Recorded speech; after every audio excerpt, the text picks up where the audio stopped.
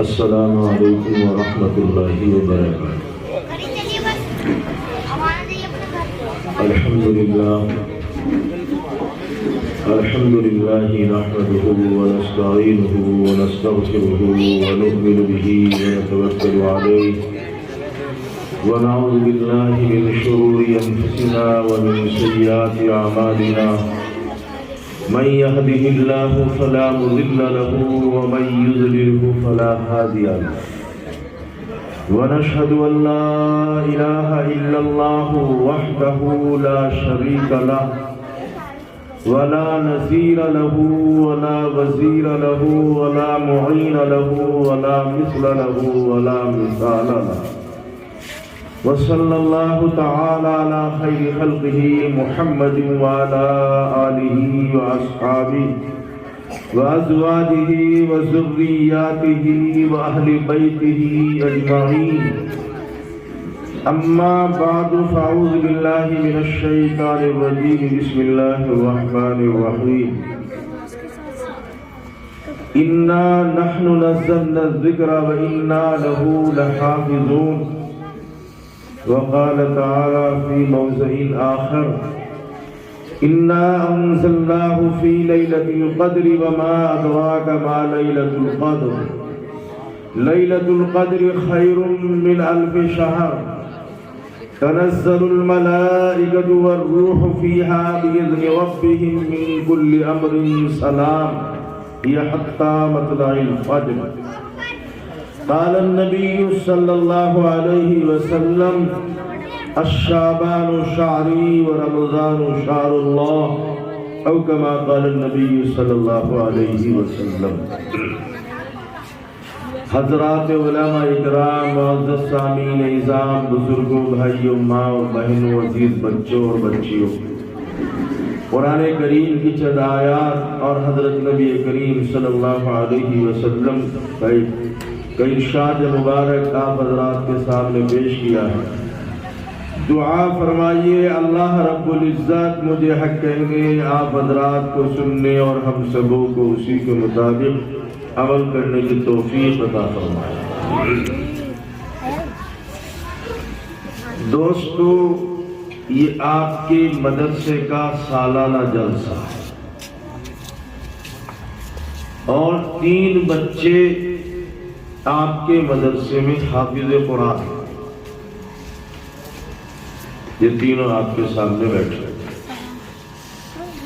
میں یہ سمجھتا ہوں جو میری اپنی معلومات ہے کہ شاید مدرسے کے قیام کو 10-12 سال کا 12 سال کا آپ کے مدرسے کی عمر جو ہے یہ 12 سال ہے۔ 3 بچے آپ کے سامنے بیٹھے ہوئے ہیں، یقیناً ان سے پہلے بھی بچے حافظ قرآن ہوئے ہوں گے۔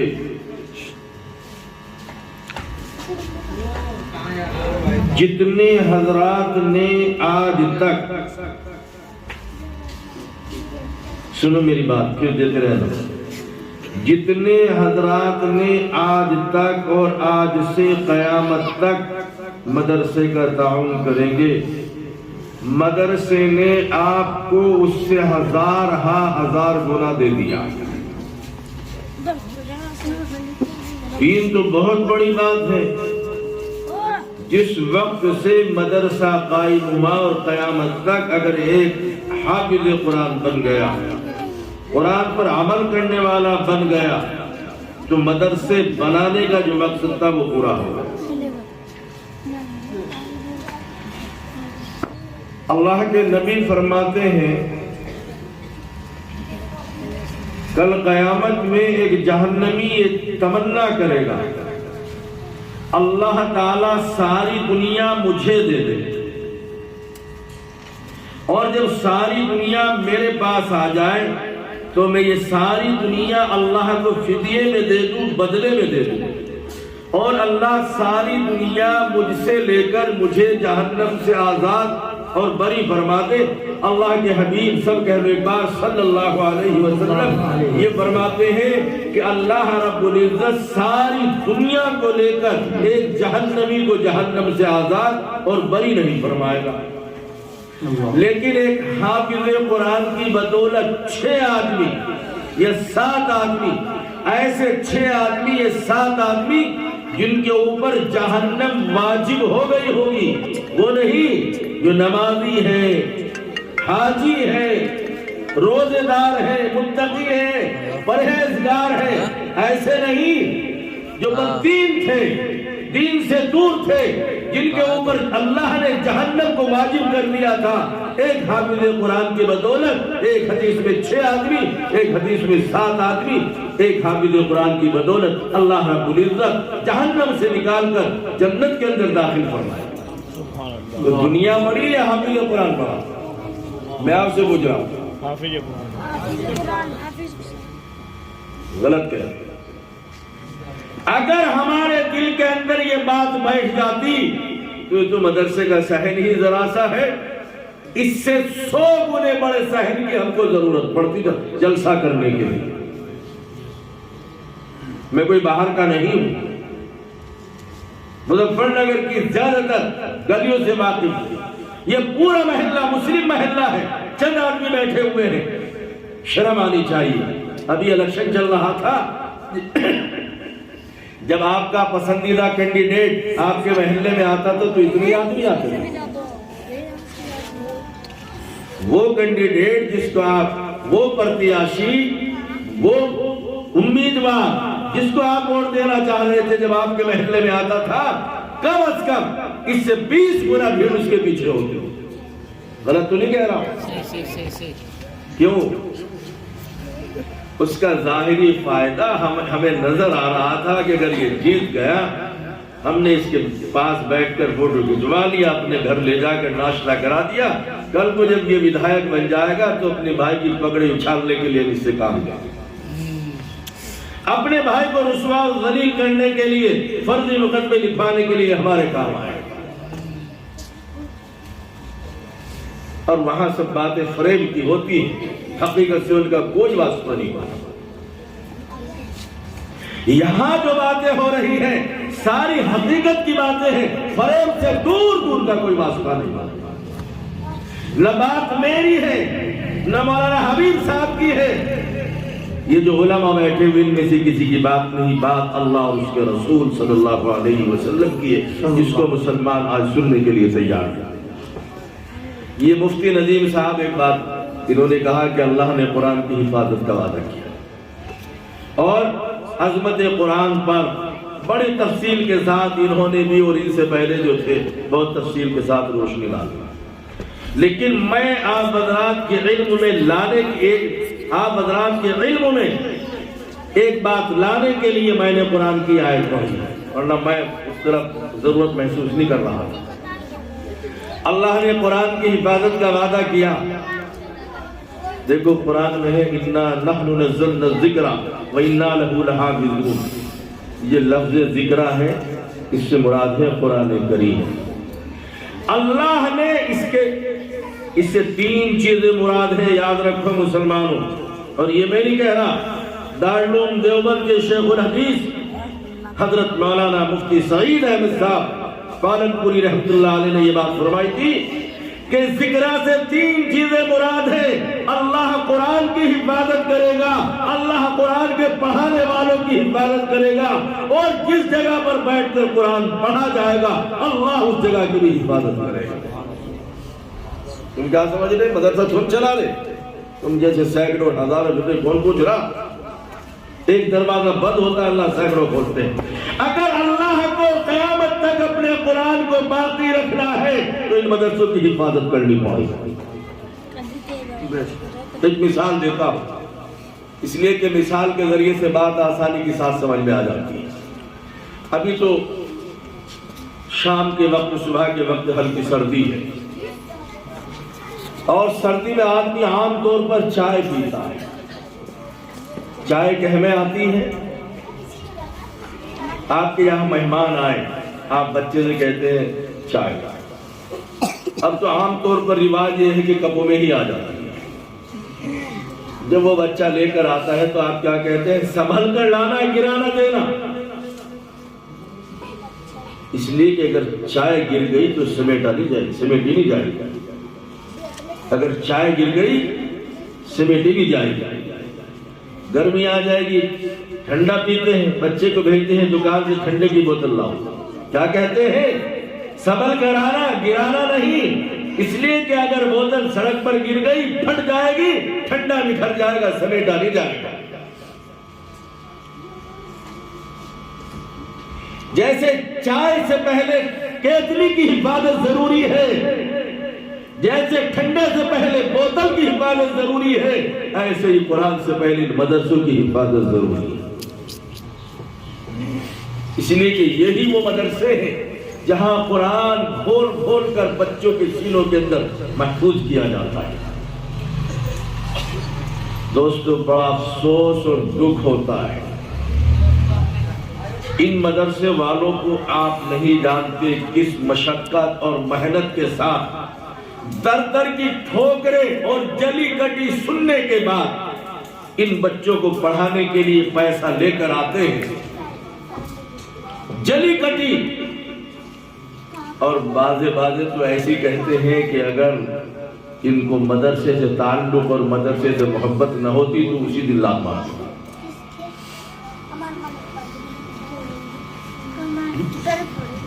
آپ کے بچوں کو پڑھانے کے لیے بھیک مانگتے ہیں اور آپ بھی اپنے بچوں کو پڑھانے کے لیے تیار ہیں۔ اور یہی نہیں کہ مدرسوں میں نہیں پڑھاتے، اسکولوں کالجوں میں بتا دو، مجھے اسکولوں میں بتا دو، کالجوں میں بتا دو، چلو وہاں تک بھی کچھ ہوں گے، یونیورسٹیوں میں جا کر ہم بالکل زیرو میں آ جاتے ہیں، نہ ہمارے پاس دین ہے نہ ہمارے پاس دنیا، اور ہم وہ قوم ہیں جس قوم کے نبی کے پاس سب سے پہلی وحی آتی ہے، اقرا، پڑھیے۔ مسلمان پڑھنے کے لیے تیار نہیں، نہ دین پڑھنے کے لیے تیار ہے، نہ دنیا پڑھنے کے لیے تیار ہے، نہ دین کو سمجھنے کے لیے تیار ہے۔ اتنا علم حاصل کر لینا جس سے کہ حرام و حلال کی تمیز ہو جائے، اچھے اور برے کو پہچان سکے، ہر مسلمان عاقل بالغ مرد و عورت پر فرض ہے، جیسے نماز فرض ہے، روزہ فرض ہے، مالدار پر زکوٰۃ فرض ہے، مالدار پر حج فرض ہے، ایسے ہی ہر عاقل پر، مجنون اور پاگل پر نہیں، بالغ پر اتنا علم دین حاصل کرنا فرض ہے۔ ایک بات اور عرض کر دوں، بات تو کڑوی ہے لیکن سچ ہے، یہ علماء بیٹھے ہوئے میری بات کی تائید کرے، یہ ہے ہمارے علم کا حال کہ اکثر مساجد میں جو اذان پڑھی جاتی ہے الفاظ بھی صحیح نہیں، غلط تو نہیں کہہ رہا ہوں میں،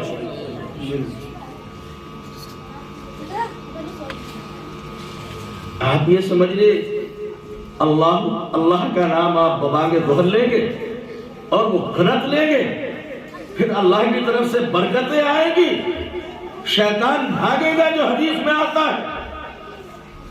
اذان پڑھنے کا شوق ہے لیکن الفاظ کو صحیح کرنے کی ہمیں فکر نہیں، بس پڑھ رہے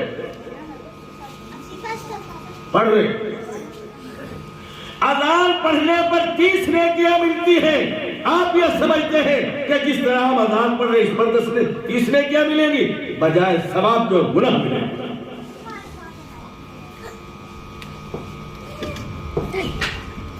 صرف دین ایک ایسی چیز ہے کہ بغیر سیکھے ہم اس پر چلنے کی کوشش کرتے ہیں، موٹر سائیکل بغیر سیکھے ہم روڈ پر لے کر نہیں جا سکتے، کار بغیر سیکھے ہم روڈ پر لے کر نہیں جا سکتے ہیں، ٹریکٹر بغیر سیکھے ہم روڈ پر لے کر نہیں جا سکتے ہیں، کوئی بھی دنیا، حتیٰ کہ جو ٹیلر ہیں اگر کوئی آدمی دکان کھول کر بیٹھ جائے اور وہ کپڑا سلنا نہ جانتا ہو، کاٹنا نہ جانتا ہو، اس کے پاس ہم کپڑا بھی لے کر نہیں جاتے۔ لیکن دین اتنا سستا ہے کہ سیکھا نہیں اور چلتی ہے۔ یہ جو مدرسے ہیں، میں آپ سے پوچھ رہا ہوں، یہ مدرسے آپ نے بنائے کہیں کے لیے؟ میں آپ سے پوچھ رہا ہوں، سوال میرا آپ سے، کہیں کے لیے بنائے؟ بتائے گا کوئی؟ ہے؟ بتاؤ، کوئی تو بتا دے جی۔ بچوں کو پڑھانے کے لیے ہے جی؟ جو کہہ رہے بچوں کو پڑھانے کے لیے، کیوں آپ کو پڑھنے کی ضرورت نہیں؟ یہ کس نے بتایا کہ مدرسے جو ہے بچوں کے پڑھنے کے لیے؟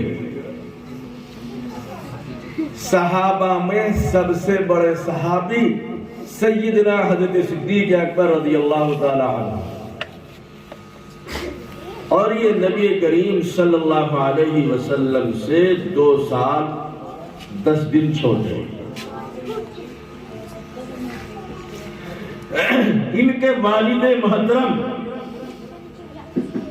ان کے والد حضرت ابو قحافہ رضی اللہ تعالی عنہ مکی زندگی میں مسلمان نہیں ہوئے، مدینہ طیبہ میں جانے کے کئی سال کے بعد مسلمان ہوتے ہیں۔ جب حضرت ابو بکر اللہ کے نبی کے ساتھ ہجرت فرما کر مدینہ منورہ گئے، اس وقت ابو بکر کی عمر جو ہے 51 سال تھی۔ 51 سال، پیغمبر کی 53 سال تھی۔ اس کے بھی 2-3 سال کے بعد وہ اسلام کے اندر داخل ہو رہے، ان کی عمر کتنی ہوگی؟ 70 سے تو اوپر ہی ہوگی جی بھائی، 70 سے تو اوپر ہی ہوگی۔ ابو بکر کے والد حضرت ابو قحافہ 70 سال یا اس سے زائد کی عمر میں قرآن سیکھتے ہیں۔ آپ کی عمر آپ کیوں نہیں سیکھ سکتے؟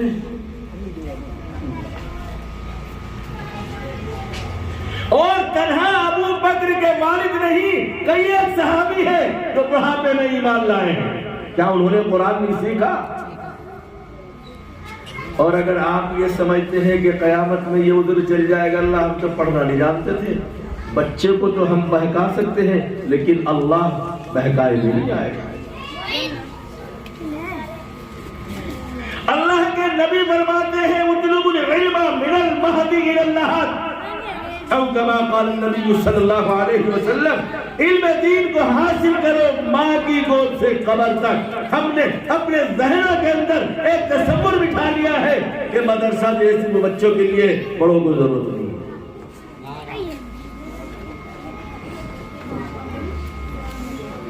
جتنے آدمی بیٹھے ہوئے ہیں ان میں سے کسی ایک کو اٹھا کے ذرا التحیات سنوا دو۔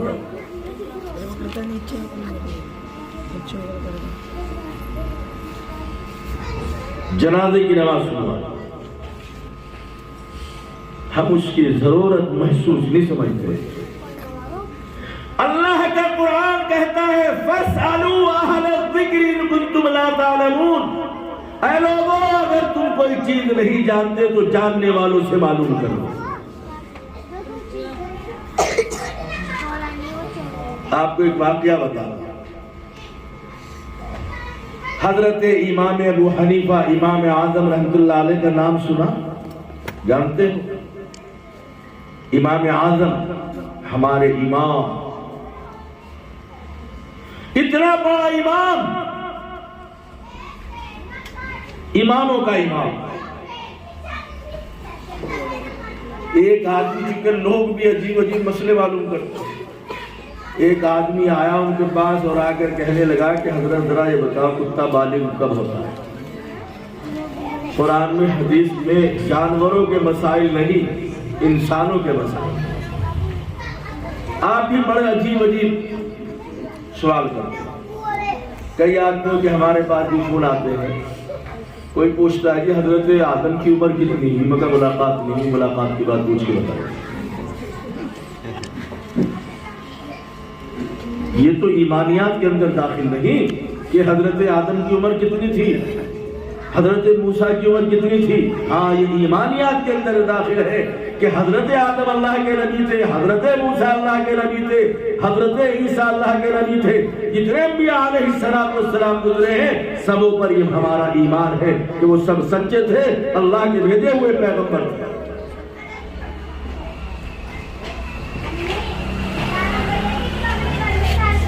امام صاحب نے فرمایا مجھے معلوم ہے۔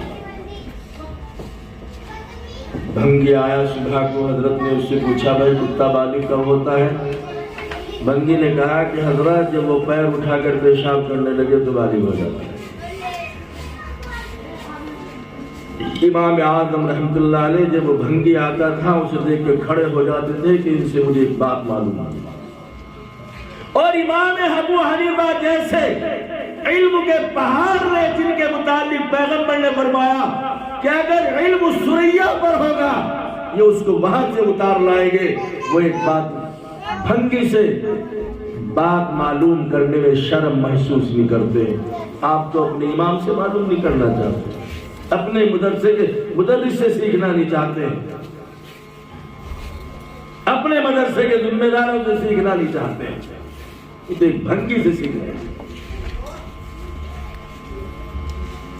یہ تصور ہی ہمارا غلط ہے کہ مدرسے بچوں کے لیے ہے۔ مدرسہ ہر اس عاقل بالغ کے لیے ہے جس کے اندر دین کی توق ہے، جس کے اندر دین کا جذبہ ہے، جسے اللہ کا خوف ہے، جسے آخرت کی فکر ہے، جسے کا مرنے پر یقین ہے، ہر اس مسلمان کے لیے۔ ابھی شب برات آئے، تیاریاں چل رہی ہوگی، شب برات۔ شب برات کو ہوتا کیا ہے؟ پہلے تو حلوہ پکتا تھا،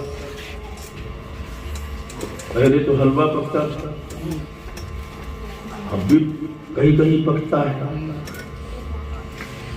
اور وہ حلوہ جو ہے چونکہ ثقیل ہوتا ہے، کھانے کے بعد نیند بہت بڑھیا آتی ہے۔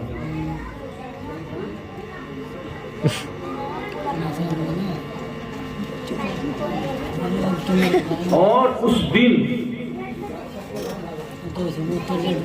آتش بازیاں، وہ اصل میں ہماری دیوالی ہے۔ ایک دوسرے سے اوپر، وہ اس سے آگے، وہ اس سے آگے۔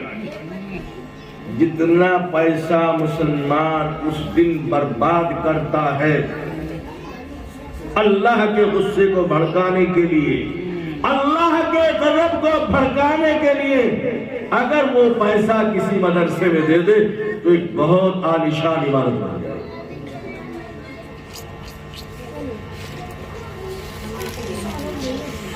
اللہ ناراض ہوتا ہے، اللہ کے نبی ناراض ہوتے ہیں، اللہ کا غصہ، اللہ کا غضب بھڑکتا ہے۔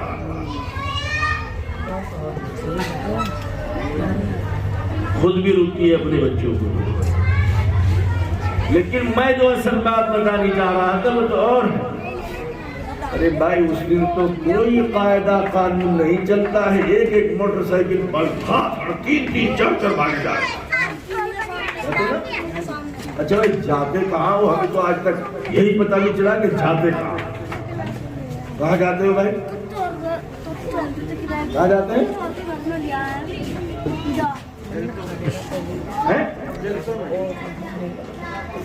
کہاں جاتے ہیں؟ ہاں کچھ تو جاتے ہیں مارکیٹ۔ اور سنو بھائی، ابھی تو آج تو 8 تاریخ ہے، 9 شروع ہو گئی، چاند کی تو مغرب کے بعد شروع ہو جاتی ہے۔ 10 تاریخ کے بعد جو واٹس ایپ یونیورسٹی وہاں سے میسج شروع ہو جائے گا کہ جو 2 رکعت نفل نماز پڑھے گا اور اس میں فلا سورتیں اور فلا آیتیں پڑھے گا، اس کے 1 سال کے گناہ معاف ہو جائے گا، وہ سیدھا جنت میں جائے گا۔ ایسے میسج آتے ہیں۔ میرے بچے کو پیچھے سنو دوستو، اے بچوں، ارے بھائی انہیں بچوں کو ہٹا، میری طرف دیکھو، میں آپ سے کچھ پوچھا، جنت میں جاگا دین کو ہندوستان کے مسلمانوں نے زیادہ سمجھا یا حضرات صحابہ اکرام رضوان اللہ تعالی علیہم اجمعین نے زیادہ سمجھا؟ سیدھا سیدھا میرا سوال، بھائی دین کو عام لوگوں نے زیادہ سمجھا، ہم نے زیادہ سمجھا یا صحابہ اکرام نے زیادہ سمجھا؟ میں آپ سے پوچھ رہا ہوں۔ ظاہر سی بات ہے قرآن کریم صحابہ اکرام کے واقعات اور حالات پر نازل ہوا ہے۔ جو صحابہ نے سمجھا ساری دنیا مل کر بھی وہ نہیں سمجھ سکتی، اور اگر کسی نے سمجھا ہے تو صحابہ اکرام کی جوتیوں کے طفیل میں سمجھا۔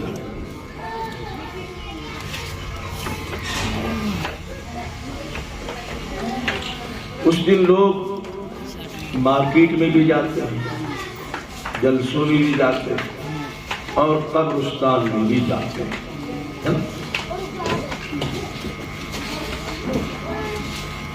کسی ایک صحابی کا نام بتا دو، کسی ایک صحابی کا نام جو اللہ کے نبی کی زندگی میں، آپ کی حیات مبارکہ میں، آپ کی وفات کے بعد اس رات میں ایک تنہا صحابی کا نام بتا دو جو قبرستان گیا۔ ایک صحابی کا نام بتا دو جو قبرستان گیا، کسی ایک صحابی کا نام۔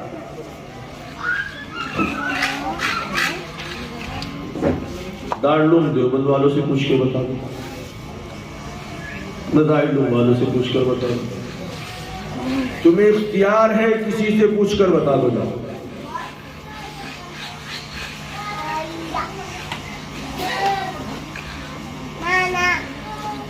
ایک ضعیف روایت سے اتنا معلوم ہوتا ہے کہ اللہ کے نبی گئے۔ ضعیف کا مطلب سمجھتے ہو؟ دیکھو ایک تو ان جیسا نوجوان ہے اور جی، اور ایک وہ ہے جو ہاسپٹل میں آکسیجن لگا ہوا ہے۔ دونوں کی زندگی میں کوئی فرق ہے؟ بھائی ایک نوجوان ہے ماشاءاللہ تندرست ہے، چل پھر سکتا ہے، کھا پی سکتا ہے، اور ایک جو ہے زندگی کے آخری سانس گن رہا ہے، لیکن ہے وہ بھی زندہ، آپ اس کو مردہ نہیں کہہ سکتے، لیکن ان جیسا زندہ نہیں ہے۔ اگرچہ ایک ضعیف روایت سے معلوم ہوتا ہے اللہ کے نبی گئے ہیں۔ اگر اس رات میں قبرستان کے اندر جانا عبادت ہوتا، سنت ہوتا، تو صحابہ اکرام اس سنت کو کبھی نہیں چھوڑ سکتے۔ صحابہ اکرام کو پتہ ہی نہیں چلا کہ یہ سنت بھی ہے، اور آپ نے اس کو تلاش کر لیا کہ سنت ہے۔ واہ واہ، ہندوستان کے مسلمان، تم نے تلاش کر لیا کہ قبرستان جانا سنت ہے۔ اے بھائی بات میں کر لیا، ہاں کہاں سنت ہے؟ سنت کہیں نہیں ہے۔ جمعے کے دن ماں باپ کی قبر کی زیارت کرنا مستحب ہے۔ کسی ولی، بزرگ، کتب، ابدال کی قبر کی زیارت کرنا مستحب نہیں۔ اگر ہے تو ماں باپ کی قبر کی زیارت کرنا جمعے کے دن مستحب ہے۔ لیکن مجھے بتاؤ کتنے مسلمان جاتے ہیں اپنے ماں باپ کی قبر کی زیارت کرنے کے لیے؟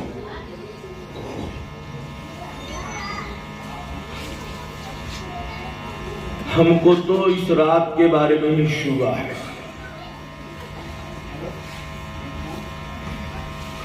شیعوں کے عقیدے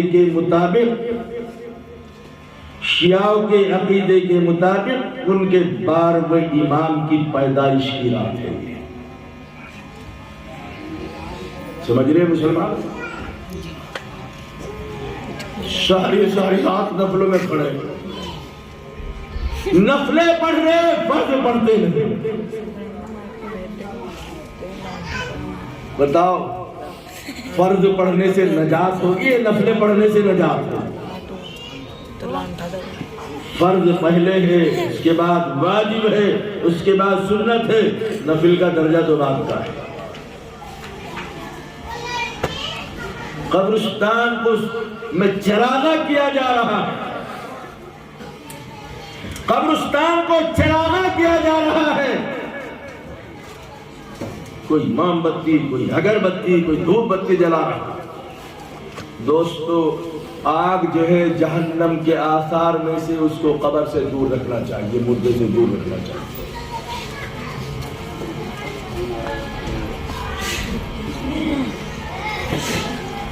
چلیے ہم آپ کی ایک بات مان لیتے ہیں کہ ایک ضعیف روایت سے ہی صحیح، لیکن اللہ کے نبی کا جانا تو معلوم ہوا کہ اللہ کے نبی قبرستان گئے۔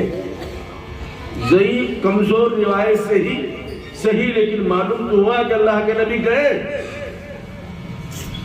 پھر میں پوچھتا ہوں، اللہ کے نبی جب گئے، اپنی رفیقہ حیات حضرت عائشہ صدیقہ طاہرہ بنت صدیق رضی اللہ تعالیٰ عنہ کو بھی پتہ نہیں چلا، اور ہم تو بھی چل، میں بھی چل، اور وہ بھی چل۔ اگر آپ جانا ہی چاہتے ہیں تو چپکے سے چلے جائیے نا، لیکن اس دن تو قبرستان کو دلہنوں کی طرح سجایا جاتا ہے۔ دوسری بات، اگلے دن ہوتا ہے 15 شعبان۔ اگر رمضان میں کسی نے روزہ نہیں رکھا، کوئی آدمی اس کو ٹوکنے کا نہیں تو روزے سے کیوں نہیں، لیکن اگر 15 شعبان کا روزہ نہیں رکھا، اچھا مولوی صاحب آپ روزے سے نہیں، جیسے کہ مولوی صاحب نے کفر کر دیا۔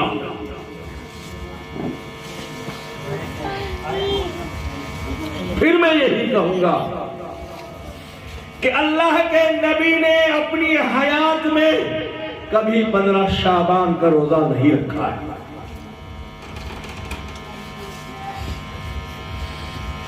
حدیث میں آتا ہے اللہ کے نبی کا جو عمل تھا، شہرین متتابعین، اللہ کے نبی 2 مہینے مسلسل روزے رکھتے تھے، شعبان اور رمضان۔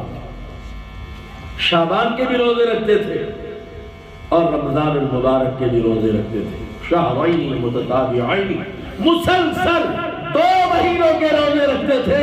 لیکن اللہ کے نبی نے امت کو منع کیا ہے شعبان کے روزے رکھنے سے۔ اگر تم نے شعبان میں روزے رکھے، روزے رکھنے سے کمزوری پیدا ہو جائے گی، اور رمضان کا جو حق ہے وہ تم سے ادا نہیں ہوگا، اس لیے شعبان میں رمضان کی تیاری کرو۔ میرے ساتھ ہوا ایسا؟ مجھے پان کھانے کی عادت ہے، نہیں مولوی صاحب آپ روزے سے نہیں؟ میں نے کہا نا۔ اچھا اتنا بڑا ثواب ہے؟ میں نے کہا بھائی مفتی اعظم یہ ثواب تمہیں بتایا کس نے؟ یہ ثواب جو ہمیں بتایا گیا، اللہ کے نبی کو نہیں پتا، صحابہ کو نہیں پتا، تابعین تبع تابعین، امام ابو حنیفہ، امام مالک، امام شافعی، امام احمد بن حنبل، کسی کو نہیں پتا۔ اور ہمیں پتا چل گیا ہندوستان میں کہ روزہ رکھنے کے بعد پورے سال کے گناہ معاف، اب رمضان کے روزے رکھنے کی ضرورت کیا رہی؟ جب ایک روزے کی وجہ سے پورے سال کے گناہ معاف ہو گئے تو رمضان کے کون رکھے گا؟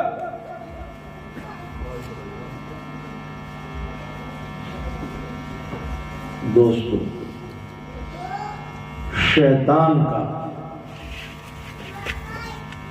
شیطان کا گمراہ کرنے کا صرف ایک ہی طریقہ اور راستہ نہیں کہ اس نے نمازیں چھڑوا دی، اس نے روزے چھڑوا دی، اس نے زکوٰۃ چھڑوا دی۔ کبھی کبھی شیطان دین کے راستے پر لگا کر جو بظاہر دین کا راستہ ہے تب بھی گمراہ کر دیتا ہے۔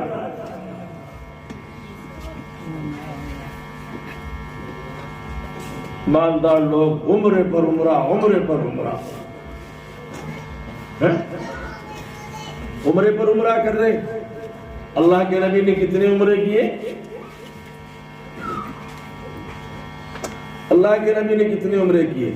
ایک. ہم اسی کو عبادت سمجھ لیں. تمہارے پڑوس میں جو ایک جوان بیٹی بیٹھی ہوئی ہے، اس کے ہاتھ پیلے کرنا عمرے سے زیادہ ثواب ہے. یہ تمہارے پڑوس میں جو بھوکا بیٹھا ہوا ہے، اس کو کھانا کھلانا دوسری بات حج کرنے سے زیادہ ثواب ہے. کہ جس کا مکان ٹوٹا ہوا ہے، اس کا مسکین کا، یتیم کا، اس کا مکان بنوانا دوبارہ حج کرنے سے زیادہ ثواب. لگا دیا شیطان نے کہ بھائی نماز پڑھو ساری رات. سمجھ رہا بہت اللہ والا آدمی بھائی، یہ تو بہت دیندار آدمی بھائی، ساری رات نماز پڑھتا ہے. اللہ کے نبی کیا فرماتے ہیں؟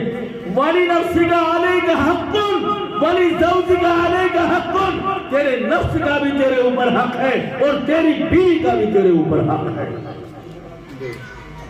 عبادت وہ کر جو ہمیشہ کرتا رہے، جس پر ہمیشہ کی اور دوام کی ہو.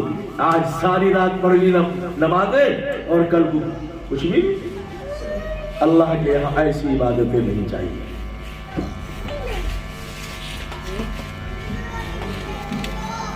پھر آپ نے تو علماء سے معلوم کر رکھا ہوگا نفل نماز کہاں پڑھنی چاہیے. اللہ کے نبی فرماتے ہیں اپنے گھروں کو قبرستان نہ بناؤ. کیا مطلب؟ جیسے قبرستان کے اندر کوئی نماز نہیں پڑھی جاتی، ایسی اپنے گھروں کو ایسا نہ بناؤ کہ کوئی نماز نہ پڑھے. نفل نمازیں، سنت نمازیں اپنے گھروں میں پڑھو تاکہ تمہارے گھروں میں برکت ہو اور تمہیں دیکھ کے تمہارے بچے بھی نماز پڑھنے لگے. معصوم بچے، چھوٹے بچے جو بولنا بھی نہیں جانتے ہیں، جیسے ان کی ماں کرتی ہے ایسے ہی کرتے ہیں. ماں گالی دے تو وہ بھی گالی دے، ماں نماز پڑھ رہی تو وہ بھی کبھی برابر میں کھڑے ہو جائیں گے، کبھی سجدے کی جگہ کھڑے ہو جائیں گے. لیکن یہ کوئی برائی کی بات نہیں ہے. جب نبی کریم صلی اللہ علیہ وسلم سجدے کی حالت میں ہے اور حضرت حسین رضی اللہ تعالی عنہ آپ کے کندھے پر سوار ہو جاتے ہیں، اللہ کے نبی نے اتارا نہیں کندھے سے، اپنے سجدے کو لمبا کر دیا. اللہ، اگر ایسی حالت پیدا ہو جائے، ہاں ایک کام تو ضرور کرتے ہیں آپ. چھوٹا بچہ عمر 4 سال جمعے کا دن مسجد میں لے کے پہنچ گئی، جاتے نا. اللہ کے نبی فرماتے ہیں اپنی مسجدوں کو نادان بچوں اور پاگلوں سے اپنی مسجدوں کی حفاظت کرو. نادان بچوں اور پاگلوں سے اپنی مسجد کی حفاظت کرو. یہ کوئی ٹریننگ سینٹر نہیں ہے مسجد کہ بچے کو اس لیے لا رہے تاکہ اس کو ٹریننگ ہو جائے. اس کو ٹریننگ گھر میں کرو. جب 7 سال کا ہو جائے تب مسجد میں لے کر آؤ. ارے بھائی آپ بچوں کو لانے سے منع کر رہے، پھر یہ نماز کب سیکھے گا؟ کیوں گھر میں نہیں سکھا سکتے؟ اللہ کے نبی کا جو فرمان ہے جب بچہ 7 سال کا ہو جائے اس کو مسجد میں لاؤ، اور جب 10 سال کا ہو جائے تو ہلکی پٹائی کر کے نماز پڑھو. ہم جب اللہ کے نبی کے ارشادات کا الٹا کریں گے تو نفع ہوگا یا نقصان؟ بولو، میں آپ سے پوچھ رہا ہوں. تو نقصان ہی ہو رہا، اس لیے کہ ہم منمانی کرتے ہیں، رب مانی نہیں کرتے. منمانی کرتے ہیں، رب مانی نہیں کرتے.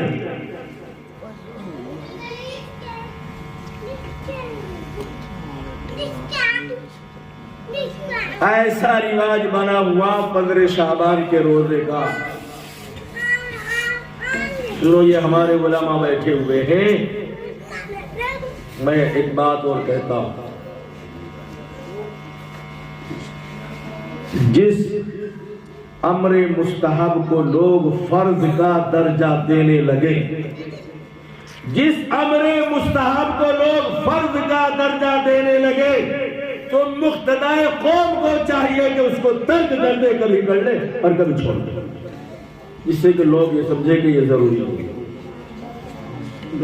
ہمارے علماء، ائمہ، حفاظ، مساجد کے مدارس کے ذمہ دار عوام کے خوف کی وجہ سے یہ اس دن روزہ رکھتے ہیں۔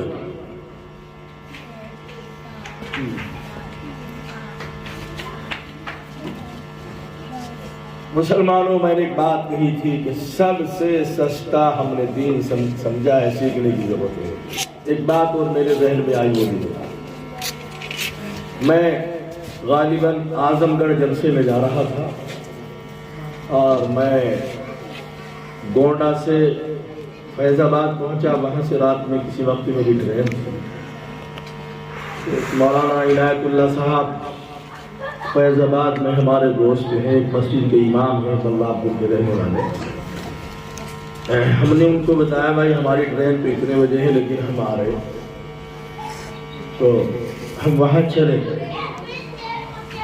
ہم نے دیکھا کہ مغرب کی نماز کے بعد ایک بچہ نوجوان جس کی عمر 23-24 سال ہوگی، پہلے 3 فرض پڑھے، اس کے بعد 2 سنت اور وہ جو 2 نفل تھی وہ بیٹھ کر پڑھا۔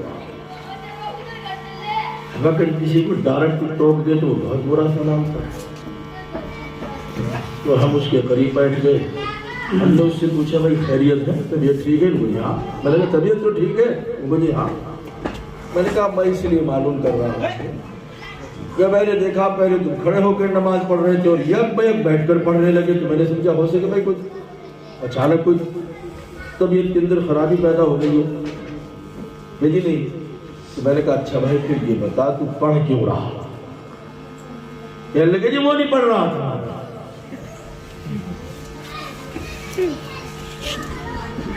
آپ اپنی مسجدوں میں دیکھ لو، ظہر میں بھی جو بعد کے 2 نفل ہیں، پہلے 4 سنت، پھر 4 فرض، پھر 2 سنت، اور اس کے بعد کے 2 نفل جو ہیں جوان میں بیٹھ کر پڑھتے ہیں۔ مغرب میں بھی پڑھیں گے، عشاء میں بھی پڑھیں گے۔ ہم یہ نہیں کہتے کہ نماز نہیں ہوگی، نماز تو ہوگی۔ اچھا مجھے یہ بتاؤ، جب آپ نے اللہ اکبر بھی کہا، ثنا بھی پڑھی، سورہ فاتحہ بھی پڑھی، سورت بھی ملائی، رکوع بھی کیا، رکوع کی تسبیحات بھی پڑھی، پھر سجدے میں گئے، سجدے کی تسبیحات بھی پڑھی، پھر دوسری صورت میں بھی ایسے کیا، تشہد پڑھی، دعائے معصورہ پڑھی، سلام پھیر دیا، کام تو پورا کیا، ثواب آدھا مل رہا۔ علماء دیوبند کے استاد، ہندوستان کی جنگ آزادی کے ہیرو شیخ الہند مولانا محمود حسن دیوبندی رحمۃ اللہ علیہ بخاری شریف پڑھا رہے تھے۔ حضرت نے پڑھایا کہ اللہ کے نبی فرماتے ہیں نفل کو بیٹھ کر پڑھو گے آدھا ثواب ملے گا، کھڑے ہو کر پڑھو گے پورا ثواب ملے گا۔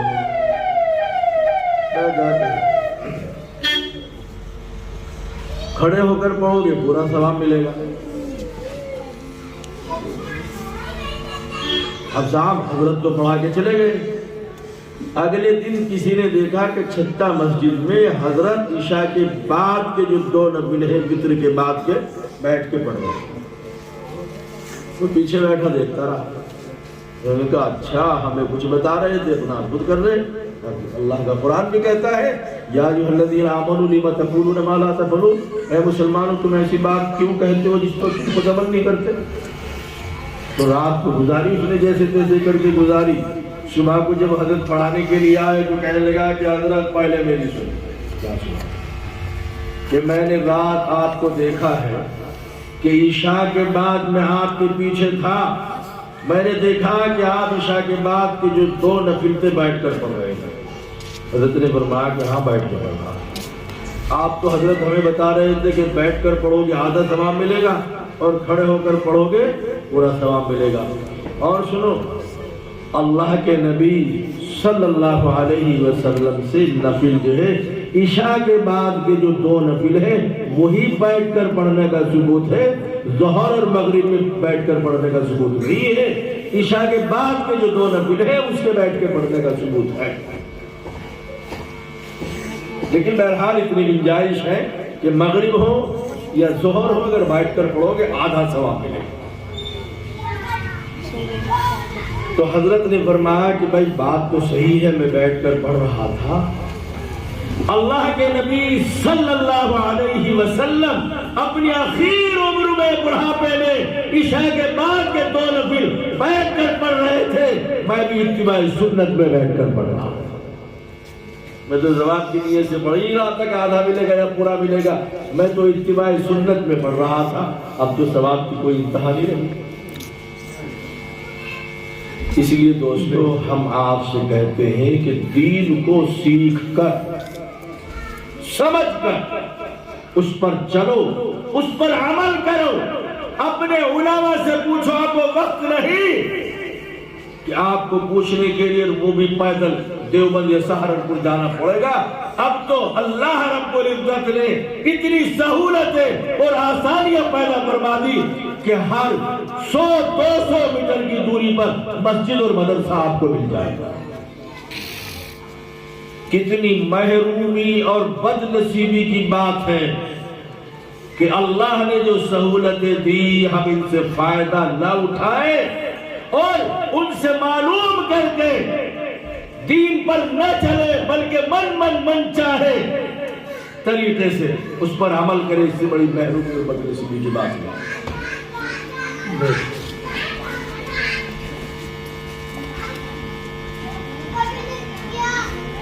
آج ہی میں نے ایک صاحب سے پوچھا، بھائی برا نہ مانا، انہی کو کہہ رہا ہوں اگر ہو، میں نے ایک صاحب سے پوچھا بھائی تمہاری داڑھی اتنی لمبی، کہنے لگے کہ ہم نے بھی سنا کہ اتنی لمبی ہونی چاہیے، اور میں کہا میں سنا تو رہا ہوں اور کون سنائے گا۔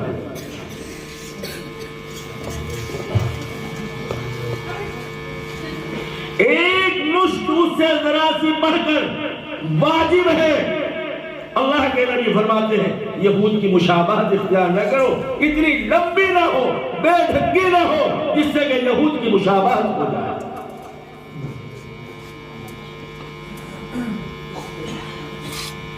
اسلام نے ایسی پاکیزگی، ایسی طہارت دی ہے، اگر مسلمان اس پر عمل کرنے لگے اس سے خوبصورت، اس سے بہتر دنیا میں کوئی دوسرا نہیں۔ پاکی کو، صفائی کو اللہ کے نبی آدھا ایمان کہتے ہیں، اور سب سے گندا ہی مسلمان۔ سردی چل رہی ہے، بیوی ہلکی سی ہے، بہت سے ایسے مل جائیں گے کہ 2 مہینے پانی بھی اپنے اوپر نہیں ڈالا ہوگا، 2 مہینے۔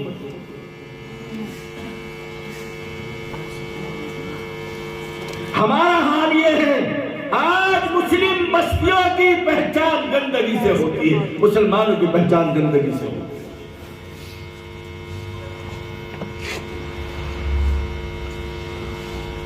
لوگ گندگی کو دیکھ کر یوں کہتے ہیں کہ یہاں سے مسلم بستیاں شروع ہوئی۔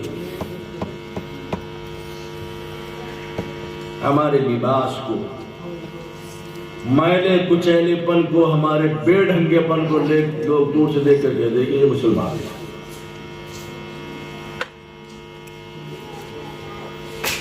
جس مذہب میں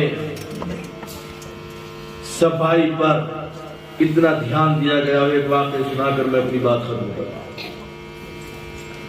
ہم کرناٹک کی جو راجدھانی ہے بنگلور، وہاں ایک جلسے میں گئے، ہمیں وہاں ایک صاحب نے بڑا عجیب واقعہ سنا ہے کہ ہمارے محلے میں ایک پڑوس میں غیر مسلم پریوار رہتا تھا، ہم نے ان کو ہندی کا ترجمہ قرآن ان کو پڑھنے کے لیے دیا، انہوں نے وہ پڑھا، اور پڑھنے کے بعد ہمیں واپس لوٹا دیا اور کہا کہ دوسرا دے۔ سنو مسلمان، پڑھا اور پڑھنے کے بعد کہا کہ بھائی دوسرا دے دو۔ ہم نے دوسرا لا کے اسے دے دیا، ہمارے بھی ذہن میں کوئی بات نہیں رہی، انہوں نے بتایا، انہوں نے اس کا الٹا پلٹا، اور وہ کہنے لگے کہ یہ تو وہی ہے جو آپ نے ہمیں پہلے دیا تھا۔ قرآن کا ترجمہ تو ایک ہی ہے۔ کہا کہ نہیں، ہاتھی کے دانت والی بات نہ کرو، ہمیں وہ قرآن چاہیے جس پر پڑھ کر تم خود عمل کرتے ہو۔ یہ کیا مطلب کہ بھائی میں نے الحمد سے والناس تک قرآن کا ترجمہ پڑھا. یقینی بات اس کی تفسیر بھی ہوگی. الحمد سے والناس تک پڑھا. اگر تمہارے پاس یہی قرآن ہے، اس قرآن میں نے پڑھا، صفائی ستھرائی پر بڑا دھیان دیا، لیکن تم سے زیادہ گندگی تو کوئی نہیں. اگر تم اس قرآن پر عمل کر لو تو وہ کہتا ہے غیر مسلم کہ میں قسم کھا کر یہ بات کہتا ہوں کہ زمین پر چلتے پھرتے فرشتے تم سے مصافحہ ملائے گا.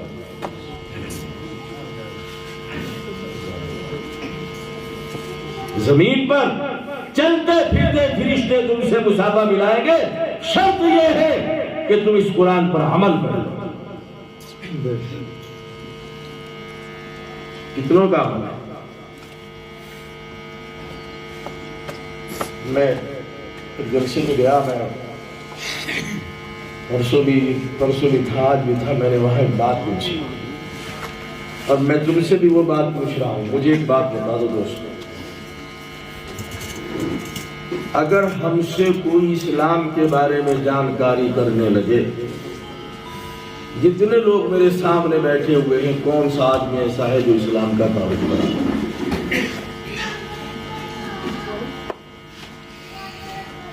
میں غلط تو نہیں کہہ رہا جی؟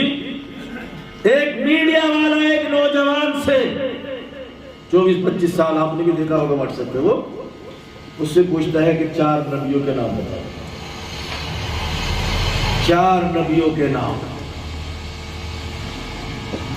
ایک کا بھی نہیں بتا پایا، لیکن پھر بھی مسلمان ہے، اس لیے کہ گوشت تو کھاتا ہی ہے. ختنہ تو کرا نہیں رکھی، گوشت کھاتا ہے.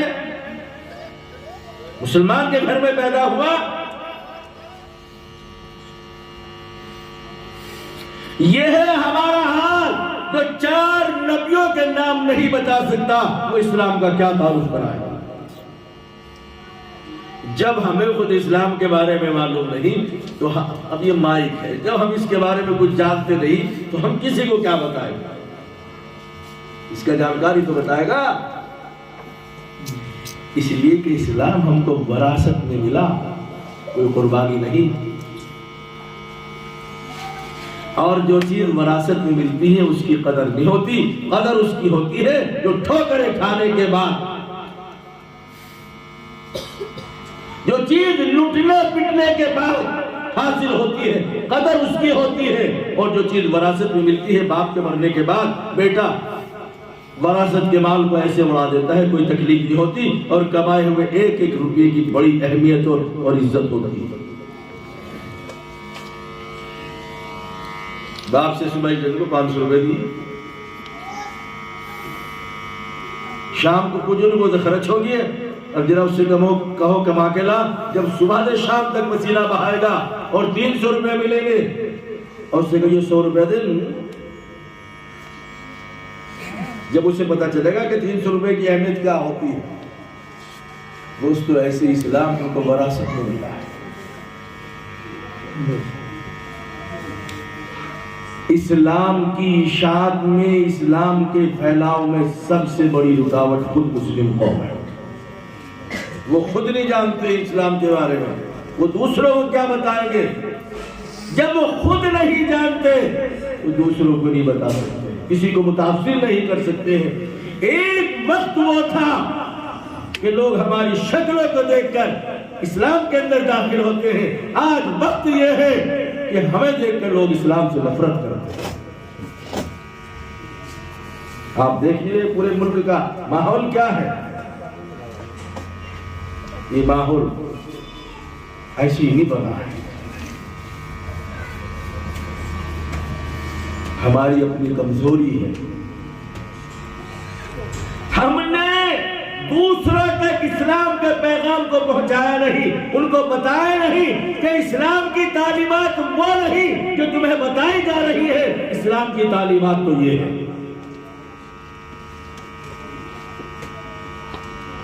اب بتائے گا تو وہ جسے جانکاری ہے، اور جب ہمیں جانکاری نہ تو ہمیں جانکاری ہے، اور نہ ہم جانکاری کرنے کی کوششیں کرتے ہیں.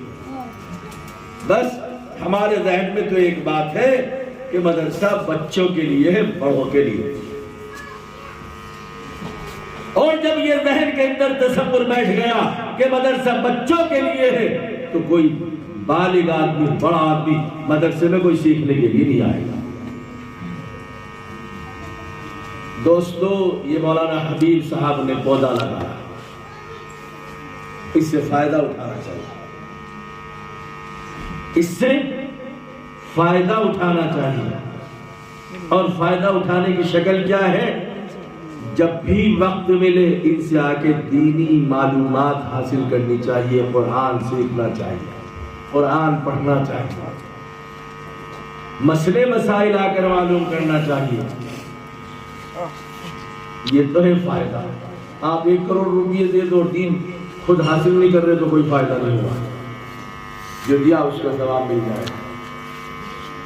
لیکن اصل جو مدرسے بنانے کا مقصد جو ہے وہ مسلمانوں کے اندر دینی شعور پیدا ہو جائے، دینی معلومات مسلمانوں کو حاصل ہو جائے، دینی جانکاری ہو جائے۔ لیکن ہمارا حال تو یہ ہے، نہ ہم مدرسوں میں جانے کے لیے تیار، اور اگر تبلیغی جماعت آ جائے تو وہ بیچارے جب اعلان کرتے ہیں بھائی نماز کے بعد ٹھہر جائیے، دین کی بات ہوگی، اور جب پیچھے مڑ کے دیکھتے ہیں جو وہ جماعت والے وہی ملیں گے، جو بیچارہ امیر اس کی مجبوری ہے وہ ملے گا، اس کے علاوہ کوئی نہیں ملے گا الا ماشاءاللہ۔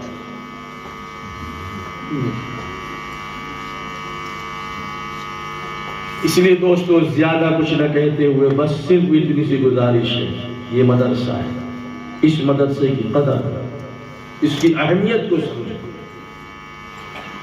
اس کی وجہ سے بہت سے اللہ کے عذابات جو آنے والے تھے، یہ معصوم بچے جو قرآن پڑھ رہے ہیں، اللہ کی قسم ان کے قرآن پڑھنے کی وجہ سے اللہ تعالیٰ عذاب کو اٹھا لے گا۔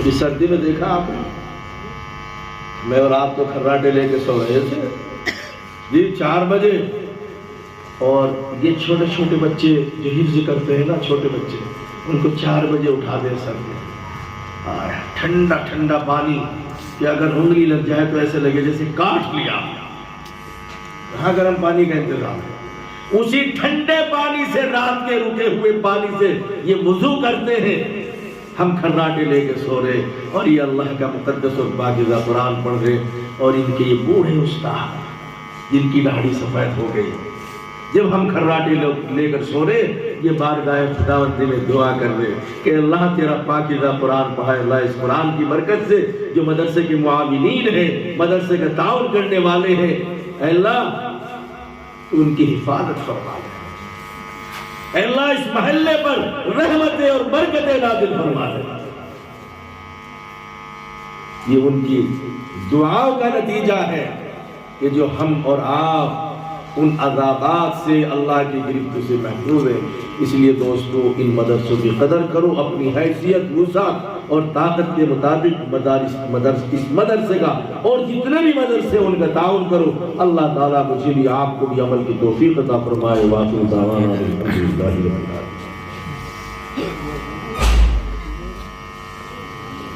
رب العالمین۔